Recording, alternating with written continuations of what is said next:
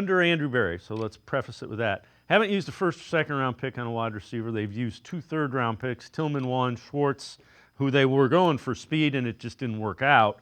When you look at what you think they address first couple of rounds, what positions you think they're looking at that need upgrades from the draft?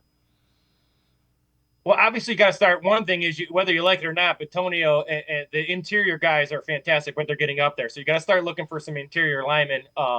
Even down the road, just because those guys are getting older, not because of their has dropped. But obviously, I think it's receiver. They might need Hick, depending on what happens with Hicks, but they need a thumper at linebacker, a bigger guy.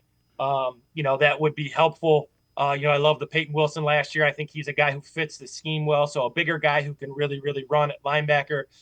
Safety wise, McLeod's going to be done depending on what they do with Thornhill, though I was very impressed. I'm with you on Thornhill. I thought he played great the other day. What are their thoughts at corner and safety? I think Newsome has struggled a little bit. Emerson struggled a little bit, but they seem to really be honed in on their ability to get corners and what they're looking for in their corners with the Shorts defense. So for me, it would be playmakers, running backs, receivers, those flex tight ends who can play inside and out. They need an influx of talent, skill wise, on offense. And I would go if I stayed in the first round and I was the Browns and I had a top 10 pick, then I'm taking the best skill player who's left, whoever I think. And I'm not looking for a guy who's with all the numbers. I think the Steelers have shown that. You need a guy who's productive. I don't care how big, fast, strong, whatever he is. I know he has to be certain numbers. I need a guy who's productive with all those measurables.